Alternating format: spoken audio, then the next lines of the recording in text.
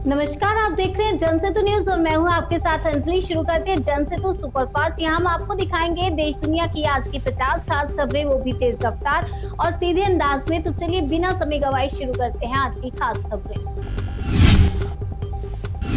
बिहार के नए मुख्यमंत्री को लेकर सस्पेंस कल खत्म हो जाएगा। पटना में कल दोपहर 2 बजे बीजेपी और जेडीयू विधायक दल की बैठक होगी, जिसमें दोनों दल अपना अपना नेता चुनेंगे। उसके बाद शाम को एनसीपी विधायक दल की बैठक होगी, जिसमें नए मुख्यमंत्री फाइनल होगा और पर्यवेक्षक मंत्री केंद्रीय मंत्री शिवराज सिंह चौहान सीएम के नाम का ऐलान करेंगे। सोर्सेज के मुताबिक नए मुख्यमंत्री का शपथ ग्रहण 15 अप्रैल को होगा, जिसमें पीएम मोदी भी शामिल होंगे। बिहार में नए मुख्यमंत्री को लेकर हलचल तेज हो गई है। सोर्सेज के मुताबिक 15 अप्रैल को नई सरकार का शपथ समारोह होगा। प्रधानमंत्री मोदी और अमित शाह समारोह में शामिल होंगे।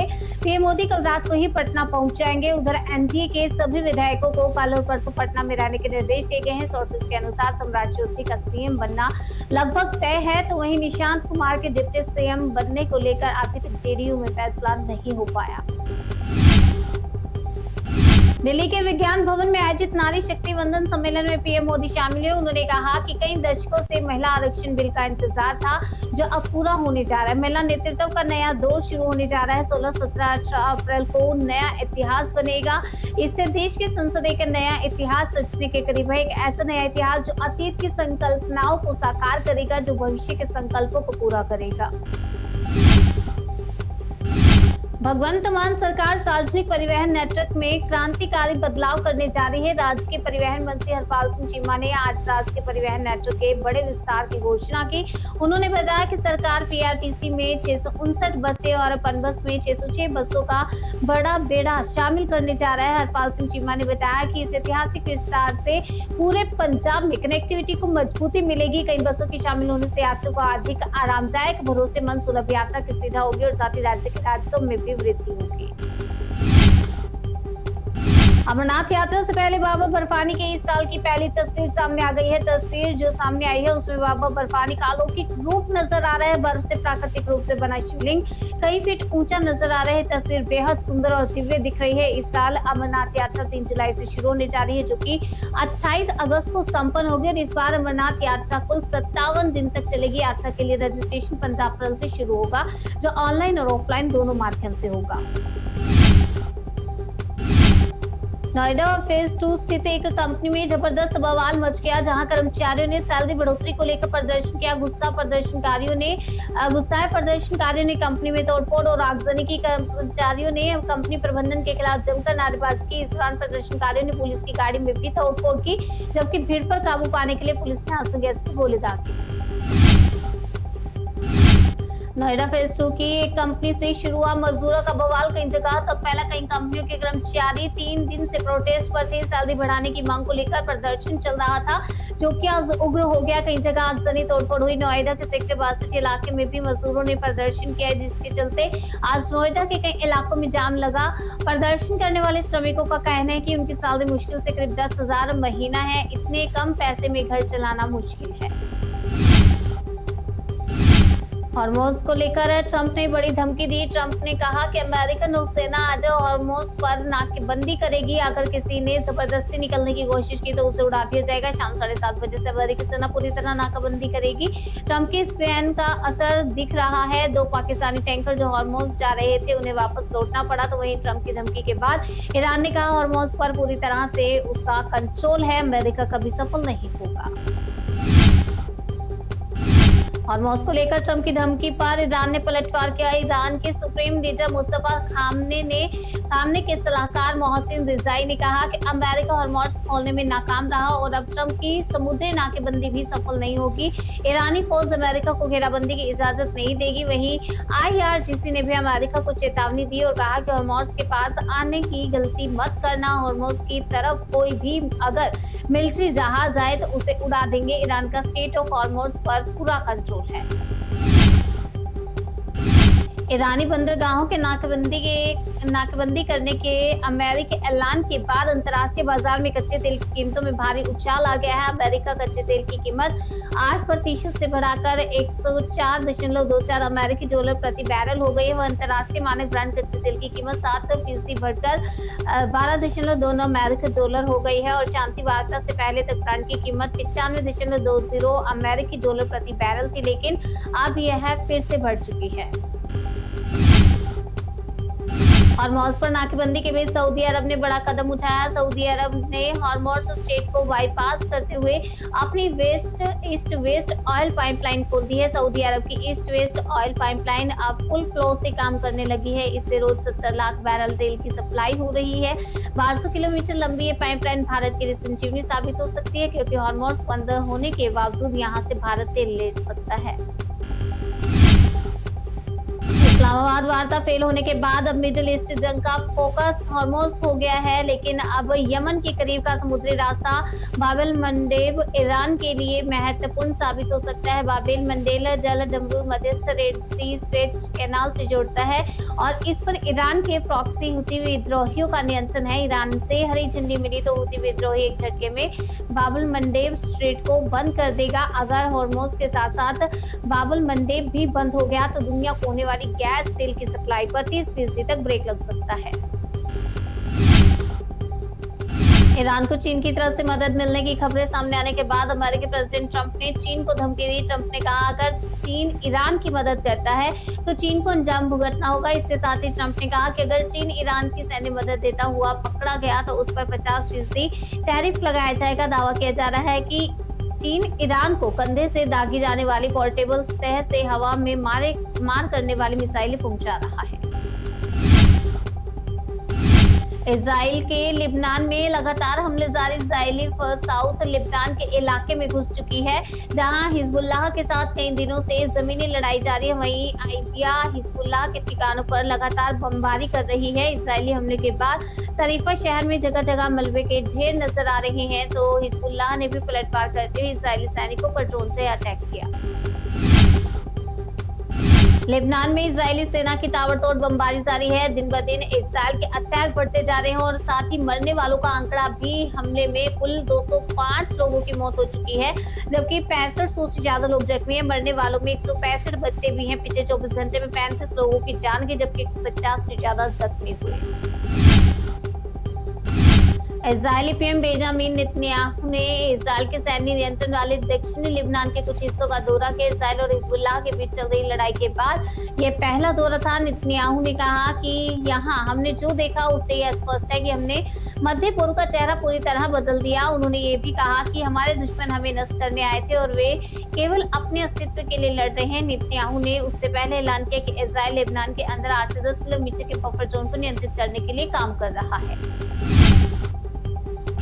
लेबनान में हिजबुल्लाह के ठिकानों पर हमले के बाद ईरान में जोरदार प्रदर्शन हो रहे हैं। तेहरान की सड़कों पर हजारों लोग हिजबुल्लाह के समर्थन में उतर आए। लोग अमेरिका और इजरायल के खिलाफ जबरदस्त नारेबाजी कर रहे हैं। लोगों का आरोप है कि शनिवार को लेबनान में इजरायली हमलों में 11 लोग मारे गए और जिनमें ज्यादातर महिलाएं और बच्चे थे। ईरान के लोगों का कहना है कि इजरायल जानबूझकर आम लोगों को निशाना बना रहा है। इस्लामाबाद से ईरान और अमेरिका का डेलीगेशन बेरंग लौट गया। अब इस जंग को पुतिन रुकवाने की कोशिश करेंगे। रूसी राष्ट्रपति पुतिन ने ईरानी प्रेसिडेंट मसूद पेजेश्कियान को फोन मिलाया और जंग के शांतिपूर्ण समाधान के लिए मध्यस्थता की पेशकश की। मिडिल ईस्ट में जारी तनाव का असर भारतीय शेयर बाजार पर भी पड़ रहा है। वैश्विक तनाव और कच्चे तेल की बढ़ती कीमतों के कारण विदेशी निवेशकों ने अप्रैल में भारतीय बाजार में भारी निकासी की, जिससे बाजार में अनिश्चितता बढ़ गई। अप्रैल के पहले 10 दिनों में ही विदेशी निवेशकों ने बाजार से 48,213 करोड़ निकाल लिए। इससे पहले मार्च में एफपीआई ने रिकॉर्ड 1.17 लाख करोड़ की सेलिंग की थी। बीते हफ्ते शेयर बाजार में हो रही तेजी से आपको बता दें, बीते हफ्ते शेयर बाजार में रही तेजी के चलते देश की टॉप 10 कंपनियों में से 8 कंपनियों के मार्केट कैपिटलाइजेशन यानी मार्केट कैप में कुल 4.13 लाख करोड़ का इजाफा हुआ है। और इस बढ़त में सबसे आगे बैंकिंग सेक्टर्स की कंपनियां एचडीएफसी बैंक और आईसीआईसीआई बैंक रही। बाजार में उछाल कच्चे तेल की कीमतों में गिरावट और ग्लोबल संकेतों के कारण दिखाई दे रही है। यूपी के सहारनपुर में दिल्ली देहरादून एक्सप्रेसवे पर दर्दनाक सड़क हादसा हुआ। यहां तेज रफ्तार कई गाड़ियों की आपस में भिड़ंत हो गई, जिसमें गाड़ियां क्षतिग्रस्त हो गई। हादसे के बाद एक्सप्रेसवे पर अफरा तफरी दिखाई दी, वाहनों की लंबी कतार लग गई। बताया जा रहा है कि अचानक ब्रेक लगने के चलते गाड़ियों की आपस में टक्कर हो गई। यह इतनी भीषण थी कि कुछ गाड़ियां एक दूसरे के ऊपर चढ़ गई। हालांकि किसी के हताहत होने की खबर नहीं। दिल्ली पुलिस के स्पेशल सेल ने एक बार फिर भाऊ गैंग के खिलाफ बड़े ऑपरेशन को अंजाम दिया। बकरोला इलाके में पुलिस ने एनकाउंटर के बाद 2 शूटर्स को गिरफ्तार किया। एनकाउंटर में दोनों शूटर के पैर में गोली लगी। पकड़े गए शूटर्स के नाम दीपक और अतुल है। आरोपी दीपक दिल्ली पुलिस के रिटायर्ड सब इंस्पेक्टर की हत्या में शामिल था, तो वह अतुल गुरुग्राम शोरूम फायरिंग में शामिल था। महाराष्ट्र के ठाणे में सोमवार सुबह दर्दनाक हादसा हुआ, जहां एक सीमेंट मिक्सर ट्रक और टैक्सी के बीच टक्कर हो गई, जिसमें 10 लोगों की जान चली गई, जबकि 3 लोग जख्मी बताए जा रहे हैं। यह हादसा टिटवाला में रहता ब्रिज के पास हुआ। जमरबाड़ से कल्याण जा रही एक इको टैक्सी के ट्रक से टक्कर हो गई। पुलिस के मुताबिक टक्कर इतनी भीषण थी कि कई लोगों की मौके पर ही मौत हो गई। राजस्थान के जोधपुर शहर में एक बार फिर फायरिंग की घटना से दहशत फैल गई। बिसलपुर फाटा के पास जयपुर नेशनल हाईवे पर 2 गुट आपस में भिड़ गए और खुलेआम बेखौफ अंदाज में फायरिंग करने लगे। बदमाशों ने बीच सड़क गाड़ियां लगाकर फायरिंग की घटना को अंजाम दिया। हाईवे पर फायरिंग से कुछ देर के लिए ट्रैफिक रुक गया और इस पूरी घटना का वीडियो सामने आया। मौके पर पहुंची पुलिस ने आरोपी की तलाश तेज कर दी है। कानपुर के किडनी ट्रांसप्लांट सिंडिकेट के खुलासे के बाद पुलिस को सफलता मिली है। किडनी कांड का मुख्य सरगना फर्जी डॉक्टर रोहित को पुलिस ने गिरफ्तार कर लिया। पुलिस ने रोहित पर 25,000 का इनाम घोषित किया था। कथित डॉक्टर रोहित गाजियाबाद के इंद्रपुरम का है और अपने आप को एनेस्थीसिया स्पेशलिस्ट बताता था। वह मरीजों को बेहोश करता, जबकि OT manager Ali kidney transplant करता था। अली के साथ डॉक्टर अफसल की गिरफ्तारी के लिए पुलिस तफ्तीश दे रही है।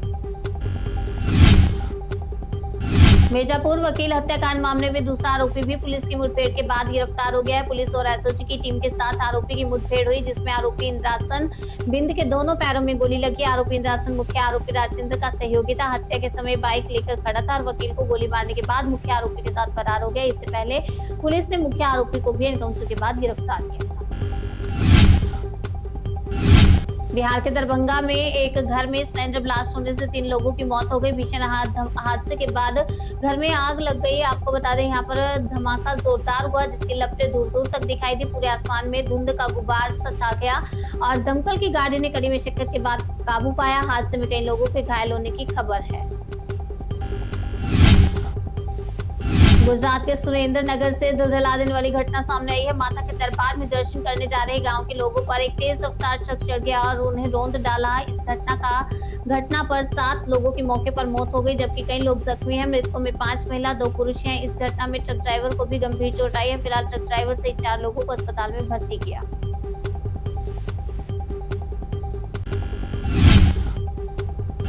भारी बर्फबारी के बाद जम्मू कश्मीर का भद्रवाहा घाट इन दिनों पर्यटकों से गुलजार है। इस इलाके का गुलंडा आजकल टूरिस्ट का पसंदीदा स्थल है।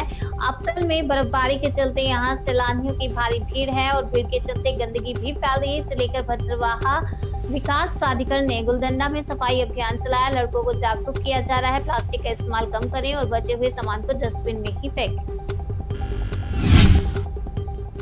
पूर्वी प्रशांत महासागर में अमेरिकी सेना ने ड्रग तस्करी के संदेह में 2 नावों पर स्ट्राइक की, जिसमें कुल 5 लोगों की मौत हो गई। एक व्यक्ति जीवित बच गया। ये कार्रवाई ऐसे समय में हुई जब अमेरिका लैटिन अमेरिका में कथित नार्को टेररिस्ट नेटवर्क के खिलाफ अभियान है। अमेरिकी दक्षिणी कमान के मुताबिक यह हमले शनिवार को उन समुद्री मार्गों पर हुए जिन्हें ड्रग तस्करी के लिए इस्तेमाल किया जाता है। हंगरी में उपचुनाव के नतीजे घोषित हो गए। 16 साल से सत्ता पर काबिज और ट्रंप के समर्थक विक्टर ऑर्बन को युवा नेता पीटर की तेजा पार्टी ने करारी शिकस्त दी। तेजा पार्टी ने 199 सीटों में से 138 सीटों पर जीत हासिल की। जीत के बाद बुडापेस्ट में डेन्यूब नदी के किनारे पीटर के हजारों समर्थक जुटे और जीत का जश्न मनाया। पीटर ने समर्थकों को संबोधित करते हुए कहा कि हमने कर दिखाया। उन्होंने कहा जनता ने उनके साथ मिलकर ऑर्बन की व्यवस्था को बदल दिया।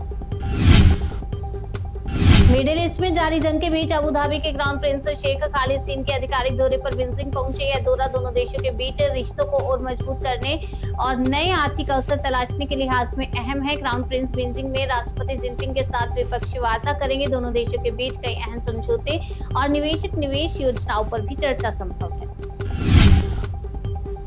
रूस और यूक्रेन के बीच विश्व जंग जारी है। दोनों तरफ से ताबड़तोड़ बमबारी हो रही है। रूस ने यूक्रेन के कई मिलिट्री ठिकानों पर निशाना बनाया। जमकर बमबारी के साथ ही रूस ने यूक्रेन के औद्योगिक ऊर्जा और बुनियादी ढांचे पर अटैक किया। जवाब में यूक्रेन ने भी रूस पर ताबड़तोड़ हमले किए और रूस के ऑयल डिपो को टारगेट किया।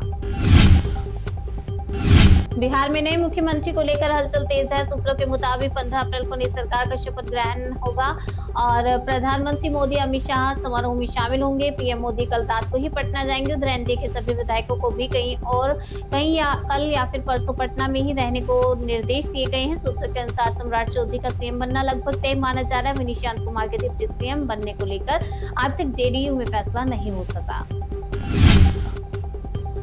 दिल्ली के विज्ञान भवन में आयोजित नारी शक्ति वंदन सम्मेलन में पीएम मोदी शामिल हुए और कहा कि कई दशकों से महिला आरक्षण बिल का इंतजार था जो अब पूरा होने जा रहा है। महिला नेतृत्व का नया दौर शुरू होने जा रहा है। 16, 17, 18 अप्रैल को नया इतिहास बनेगा। हमारे देश की संसद एक नया इतिहास रचने के करीब है। एक ऐसा नया इतिहास जो अतीत की संकल्पनाओं को पूरा करेगा। जनसेतु सुपरफास्ट में आज के लिए फिलहाल इतना ही। तब तक के लिए बने रहिए हमारे साथ और देखते रहिए जनसेतु न्यूज जल्द से सरोकार।